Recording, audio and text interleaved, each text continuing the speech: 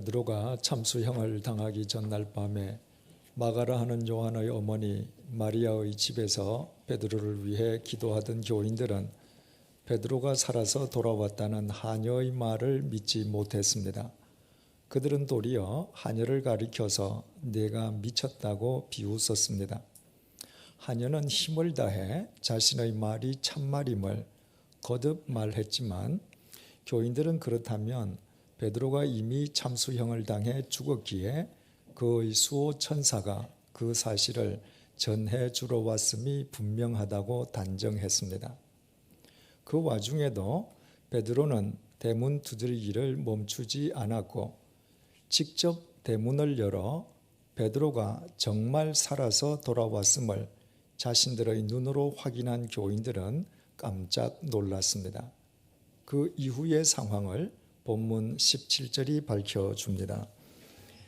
베드로가 그들에게 손짓하여 조용하게 하고 주께서 자기를 이끌어 옥에서 나오게 하던 일을 말하고 또 야고보와 형제들에게 이 말을 전하라 하고 떠나 다른 곳으로 가니라.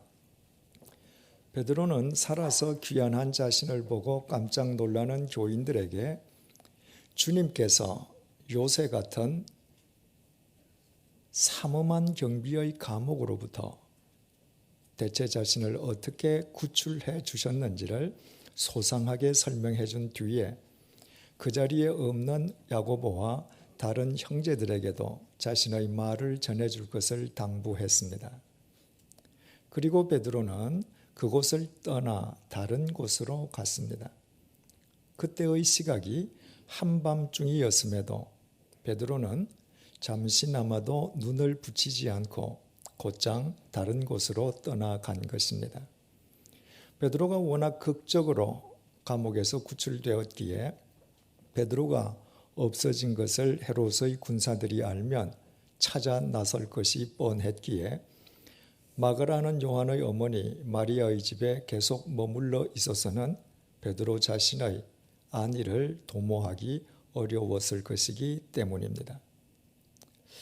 우리는 본문 속에서 베드로가 그곳을 떠나 향해 갔던 다른 곳이 구체적으로 어디를 뜻하는 지리적으로 어떤 장소인지 알지 못합니다. 그러나 본문이 언급한 다른 곳의 의미는 알 수 있습니다. 본문에서 다른 곳으로 떠나간 베드로는 이 이후에 사도행전 15장의 예루살렘 공의회에 잠시 나타난 뒤로는 더 이상 사도행전에 나타나지 않습니다.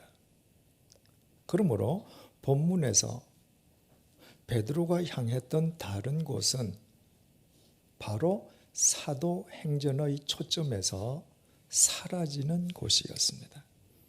그리고 사도행전 12장 25절부터 사도행전의 초점은 베드로로부터 바울로 옮겨갑니다. 우리는 사도행전 6장에서 히브리파 유대인과 헬라파 유대인에 대해서 공부한 적이 있었습니다. 다윗 왕 때에 통일 왕국을 이루고 있던 이스라엘은 솔로몬 왕을 거쳐 르호보암 시대에 남북으로 분열되었습니다.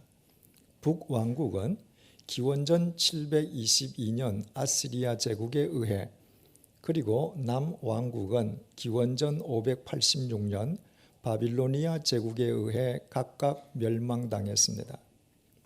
그때 많은 유대인들이 정복자인 아시리아 제국과 바빌로니아 제국의 포로로 끌려가는가 하면 화를 피해서 이스라엘을 떠나 지중해 세계 각처로 이주한 유대인들이 있었습니다.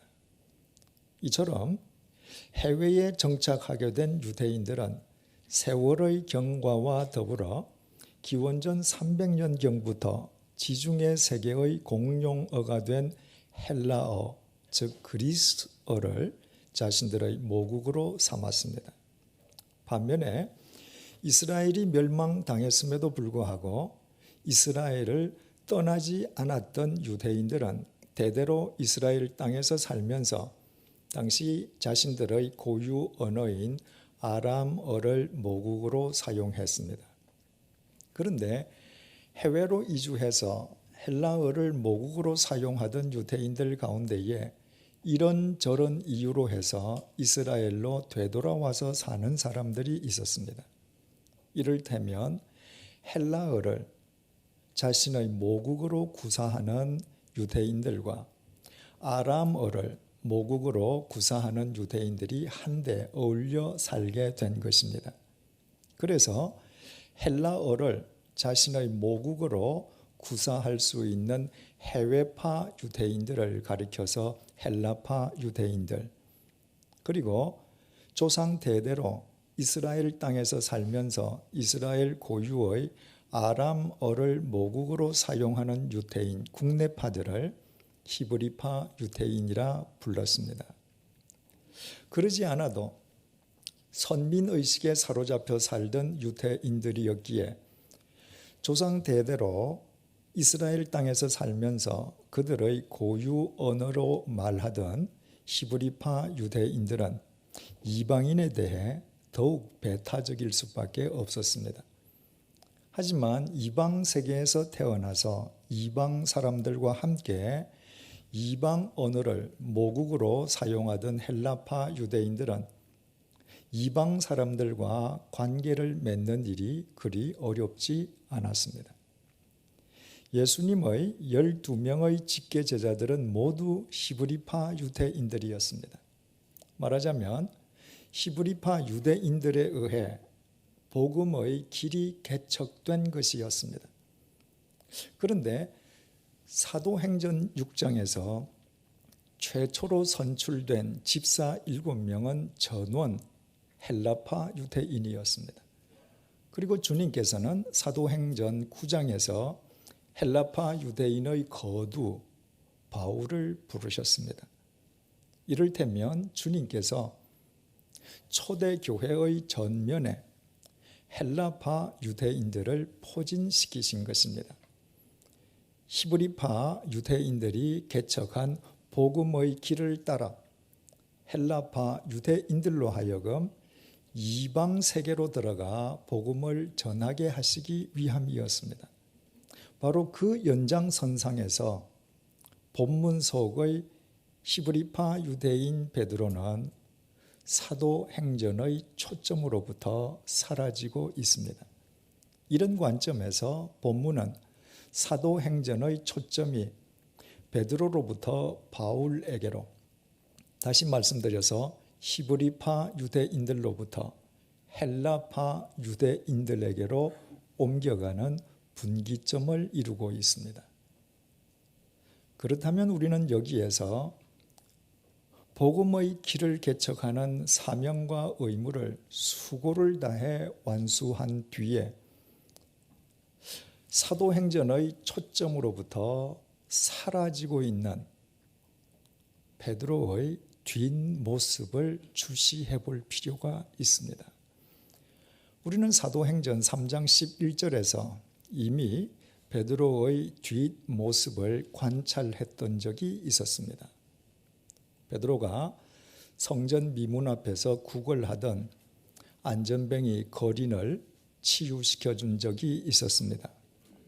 그 거린은 태어난 이래 40여 년 동안 단 한 번도 일어나 본 적이 없었던 선천성 안전뱅이였습니다.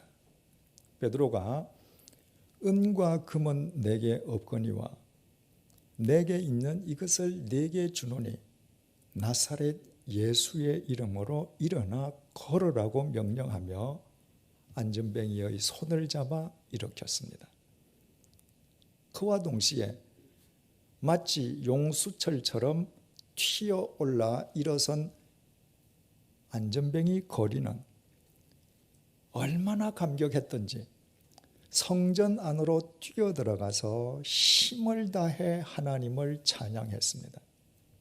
한순간에 걸친 주체할 수 없는 감격의 순간이 지난 뒤에 그 거린이 정신을 차리고 보니 성전 안에 있는 모든 사람들이 자신을 주시하고 있었습니다. 그들은 놀라움과 경의에 찬 눈으로 자신을 바라보면서 하고한 날 성전 미문 앞에서 구걸하던 저 선천성 안전뱅이에게 어떻게 저런 일이 일어나게 되었느냐는 듯이 의구심에 찬 표정으로 그를 바라보고 있었습니다. 이에 그 거린이 베드로에게 다가가서 베드로를 꼭 붙잡았습니다. 바로 이 사람에 의해, 다시 말해 이 사람이 전한 예수 그리스도에 의해 자신이 치유되었다는 답변인 동시에 간증인 셈이었습니다. 그런데 사도행전 3장 11절에서 붙잡다라고 번역된 동사 크라테오는 붙들어 매다는 의미와 함께 어깨에 매달리다, 등을 껴안다는 의미가 있습니다. 그러므로 나음을 입었던 거린이 베드로를 꼭 붙잡았다는 것은 그가 베드로의 등을 꼭 껴안았다는 의미이기도 합니다. 그 광경은 머릿속에 그려보는 것만으로도 가슴 벅찬 감동을 느끼게 됩니다. 그것은 마치 어린아이가 부모의 등을 꼭 껴안고 있는 것과 같은 형국입니다. 베드로의 등을 그처럼 나음을 입은 거린이 꼭 껴안았을 때 그 거린의 마음속 깊은 곳으로부터 뜨거운 감사가 끌어올랐을 것입니다. 베드로가 아니었던들 일평생토록 절망 속에서 자신의 생이 끝나버렸을 자신의 처지를 되돌아보면서 베드로의 등을 꼭 껴안은 그 거린은 감격하며 흐느껴 울었는지도 모릅니다. 그뿐이 아닙니다. 베드로의 감격은 또 얼마나 컸겠습니까? 베드로는 자기 뒤에서 자신의 등을 꼭 껴안고 있는 그 거린의 숨결과 체온과 흐느낌을 온 몸으로 느끼면서 자신처럼 하찮은 인간을 당신의 생명의 도구로 써주신 주님께 깊이 감사를 드렸을 것입니다. 베드로에게는 자신의 고백처럼 은과 금이 전혀 없었습니다. 변변하게 내세울 만한 사회적인 경력이나 학력도 전혀 없었습니다. 그 보잘것없는 베드로임에도 불구하고 그가 어떻게 40여 년 동안이나 절망 속에서 살았던 한 인간의 인생을 세워주고 버텨줄 만한 넉넉한 등을 지닐 수 있었겠습니까? 두말할 것도 없이 베드로 자신이 예수 그리스도를 붙잡고 예수 그리스도에게 매어 달리고 예수 그리스도를 꼭 껴안고 살아가는 사람이었기 때문입니다. 베드로가 길이요 진리요 생명이신 예수 그리스도를 꼭 껴안고 살아갈 때 그의 등 뒤를 꼭 껴안았던 사람은 불이나 악을 추구하는 사람이 아니었습니다. 태어날 때부터 뒤틀린 생명으로 인해서 참되고도 바른 생명에 줄이고 목말라 했던 거린 안전뱅이가 그를 껴안았습니다. 만약 베드로가 불의와 악을 껴안고 사는 사람이었다 할지라도 그날 그 자리에서 그 시간 그 안전뱅이 거린이 베드로를 껴안았겠습니까? 그런 일은 결코 일어나지 않았을 것입니다. 악과 불의를 껴안고 살아가는 사람의 삶 속에는 생명의 역사가 절대로 일어나지 않기 때문입니다. 사람들은 자신을 치장하기 위해서 적지 않은 물질과 시간을 투자합니다. 여자가 화장을 하고 남자가 면도를 하는 것, 운동으로 몸매를 가다듬고 새 옷을 차려 입는 것 등은 모두 자기 자신을 치장하기 위함입니다.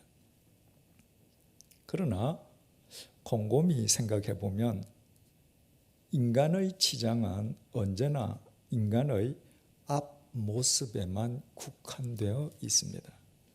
하나님께서는 인간이 자기의 등 뒤를 스스로 치장할 수 없도록 인간을 만드셨습니다. 등 뒤는 볼 수도 없고 손이 제대로 닿지도 않습니다. 그래서 인간의 참 모습은 앞모습에 있는 것이 아니라 등 뒤에 있습니다. 세기의 살인마 히틀러가 앞으로는 웃고 있다 할지라도 그것은 위장일 뿐, 그의 등 뒤로는 전 인류를 향한 비수를 숨기고 있었습니다. 그래서 한 인간의 앞모습만으로는 그의 실상을 바르게 알 수 없습니다. 인간의 실상은 손이 닿지도 않고 위장도 치장도 불가능한 인간의 등 뒤에 서려 있습니다. 어떤 사람은 앞으로는 대단히 화려해 보이지만 그의 등 뒤는 뭔가 부족하고 허전해 보이는 사람이 있습니다. 앞으로는 대단히 다정다감해 보이는데 등 뒤로는 찬바람이 일어서 가까이 다가가는 것조차 민망하게 여겨지는 사람도 있습니다. 건장한 체격이긴 하지만 앞으로 보나 뒤로 보나 신중함이 결여되어 있어서 문자 그대로 어깨처럼 보이는 사람도 있습니다. 반면에 앞모습은 보잘것없는데 그의 등 뒤만은 마치 어머니의 등처럼 포근하고 따뜻하게 보여서 마냥 매달리고 껴안아보고 싶은 등을 지닌 사람도 있습니다. 베드로가 그런 범주의 사람이었습니다. 베드로의 앞모습을 상상해 보십시오. 베드로는 가난에 찌든 갈릴리의 어부였습니다.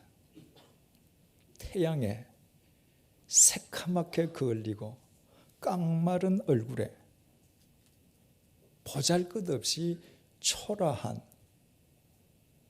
옷 매무새의 베드로의 앞모습이 눈에 선하지 않습니까? 그럼에도 불구하고 그 베드로가 선천성 안정뱅이가 껴안을 정도로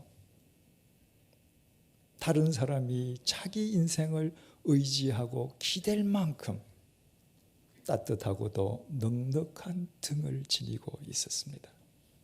그것이 가능할 수 있었던 것은 이미 말씀드렸던 것처럼 베드로가 예수 그리스도만을 붙잡고 예수 그리스도에게만 매달리고 예수 그리스도를 껴안고 살아가는 사람이었기 때문입니다. 예수 그리스도가 대체 누구이십니까? 인간의 죄짐을 대신 져 주시기 위해서 십자가를 지셨던 분이십니다. 예수 그리스도께서 십자가를 당신의 가슴이나 손으로 지셨습니까? 그렇지 않습니다. 주님께서는 인간을 살리시려는 십자가를 당신의 등으로 지시고 골고다로 향해 가셨습니다. 그래서 주님의 등은 세례 요한의 표현처럼 이 세상 모든 인간의 죄를 치실 정도로 우주보다 더 크고 넓은 등이었습니다. 주님께서 삶에 지치고 수고하고 무거운 인생의 짐진 자들에게 모두 다 내게로 와서 쉼을 얻으라고 초청하시는 것은 주님의 등은 이 세상 모든 인생을 져주시고도 남을 만큼 넉넉한 등이기 때문입니다. 베드로는 주님의 그 등에 매달려 살았습니다. 베드로는 주님의 그 등에 자기 자신을 온전히 의탁하고 주님의 그 등을 껴안고 살았습니다. 그렇기에 주님의 등을 껴안고 사는 베드로의 등 역시 주님 안에서 생명과 사랑에 줄이고 목말라 하는 사람이 기대고 의지하고 껴안고 싶을 만한 넉넉한 주님의 등으로 어찌 승화되지 않았겠습니까? 그래서 성전 미문 앞의 선천성 안전뱅이가 베드로를 꼭 껴안은 이후 수없이 많은 사람들이 그에게 자신의 생을 기대고 의지할 만큼 그는 넉넉한 주님의 등을 지니고 살았습니다. 가난하고 무식한 갈릴리 어부 베드로만으로는 결코 있을 수 없는 일이었지만 그가 껴안고 살아가는 주 예수로 인해 예수 그리스도 안에서 가능할 수 있었던 생명의 역사였습니다. 그 베드로가 지금 본문 속에서 마가라 하는 요한의 어머니 마리아의 집을 떠나 다른 곳으로 가고 있습니다. 그곳은 사도행전의 초점에서 사라지는 곳입니다. 사도행전의 스포트라이트로부터 벗어나는 길입니다. 사도행전의 박수갈채에서 외면당하는 곳입니다. 사도행전의 관심에서 멀어지는 곳입니다. 히브리파 유대인으로서 예수님의 직계 제자였던 베드로가 주님의 직계 제자도 아니었던 헬라파 유대인에게 사도행전의 바통을 넘겨주어야 하는 것입니다. 사도행전 15장의 예루살렘 공의회에 잠시 모습을 드러내는 것을 제외하고는 사도행전의 무대에서 아예 퇴장해야 하는 곳이었습니다. 그 베드로가 대체 어떤 사람입니까? 베드로는 이 땅에 오신 주님께서 첫 번째로 부르셨던 주님의 첫 번째 제자였습니다.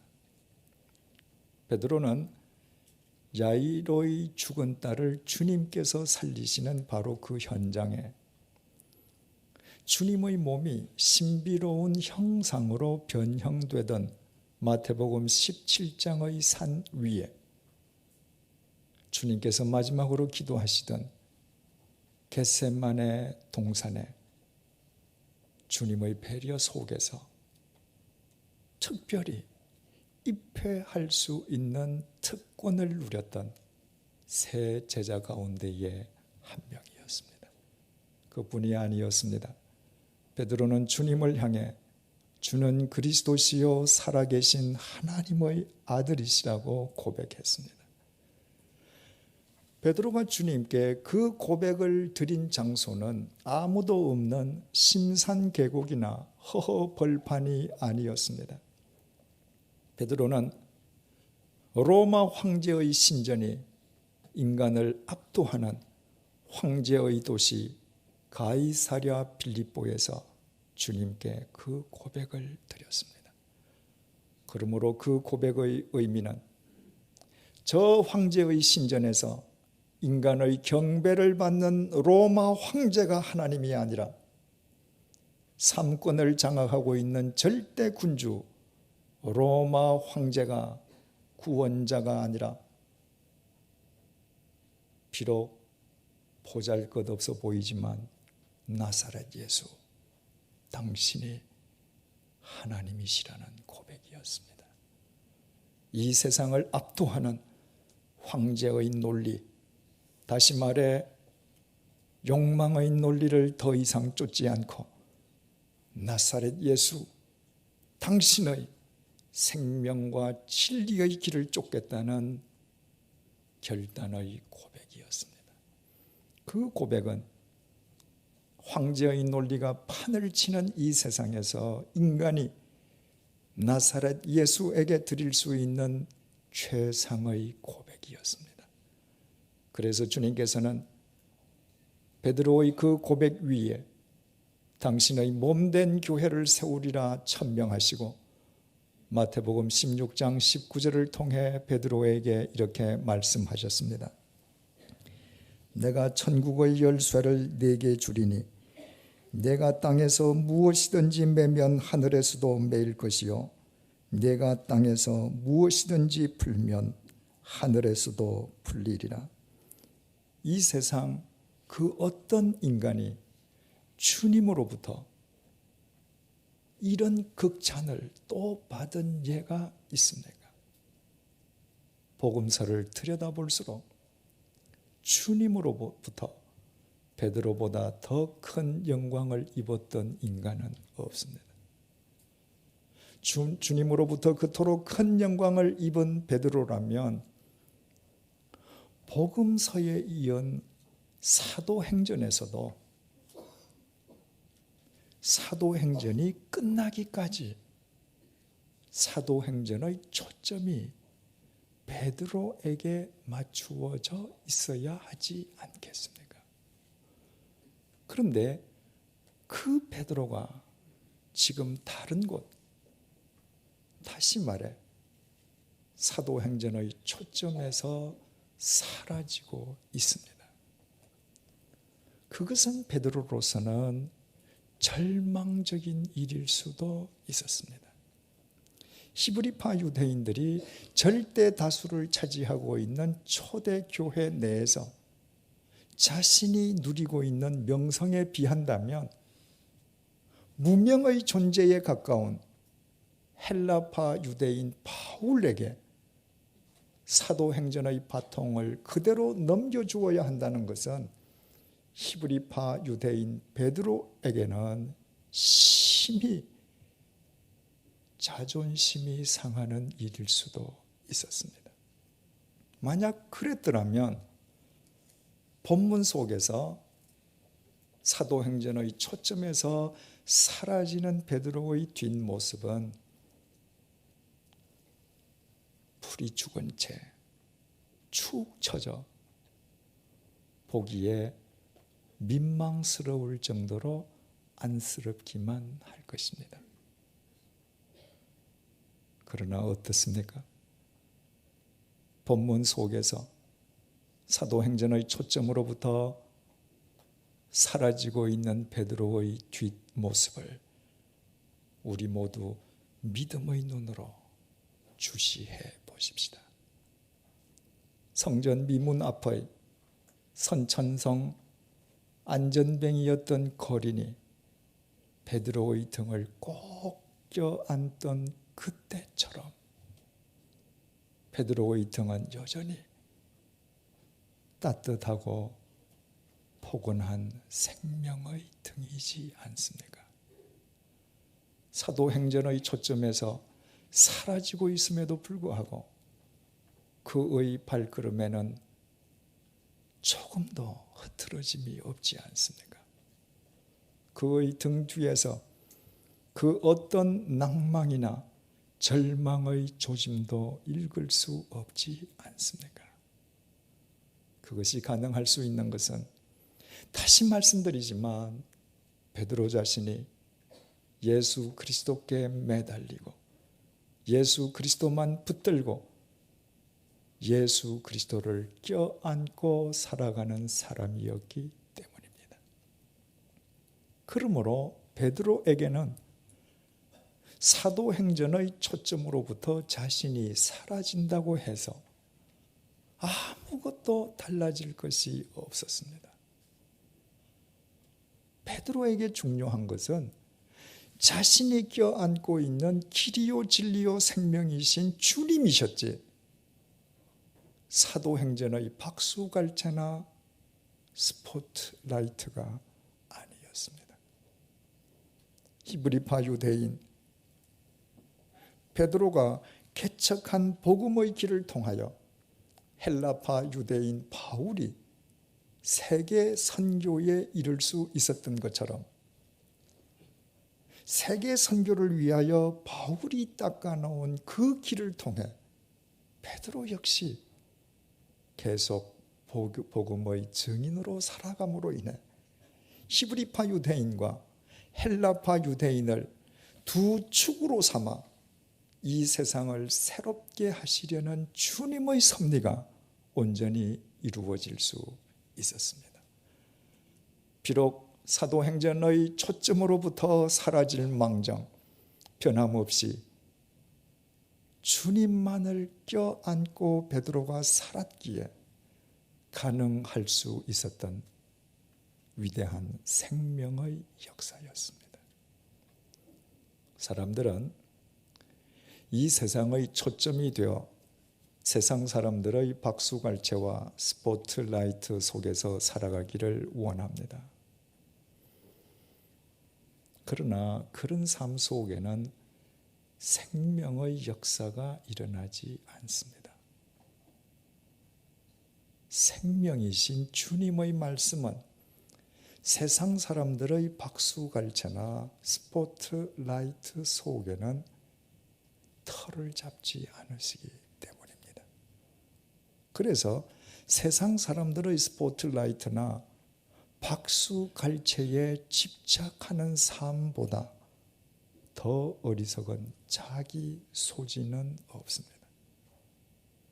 그와 같은 삶은 박수갈채가 멈추고 스포트라이트가 꺼진 뒤에 허무 이외에는 아무것도 남을 수 없기 때문입니다. 사랑하는 교우 여러분, 사도행전의 초점에서도 사도행전의 초점으로부터 사라지면서도 오직 예수 그리스도를 껴안았기에 생명과 진리에 줄이고 목말라 하는 사람들이 기대고 의지하고 껴안고 싶은 주님의 등을 지녔던 베드로가 되지 않으시렵니까? 세상이 아무 관심을 보이지 아니할지라도 세상의 스포트라이트나 박수갈채가 없을지라도 세상 사람들의 이목으로부터 사라지는 상황을 맞을지라도 우리 앞에 계신 예수 그리스도만을 붙드십시다. 오직 말씀 안에서 주님의 사랑과 생명에 매달리십시다. 우리를 살리시기 위해 십자가를 지셨던 주님의 피 묻은 등을 우리의 온 삶으로 껴안으십시다. 그때 우리가 비록 보잘것없는 존재라 할지라도 주님 안에서 우리 역시 수없이 많은 사람들이 기대고 의지하고 껴안고 싶은 포근하고 따뜻한 주님의 등을 지니게 될 것이요, 주님의 등을 지니고 살아가는 우리로 인해 우리의 가정과 일터, 이 세상은 살만한 곳이 될 것입니다. 하나님 앞에서 진정한 부자가 누구이겠습니까? 생명과 진리에 줄이고 목말라 하는 사람들이 의지하고 껴안기 원하는 사람입니다. 하나님께서 가장 중요하게 여기시는 것이 생명이기 때문입니다. 이런 관점에서 사도행전의 초점에서 사라지면서도 따뜻한 생명의 등을 여전히 지닌 뒷모습을 우리에게 의헌히 보여주는 베드로야말로 시간과 공간을 초월한 영원한 부자입니다. 기도하시겠습니다.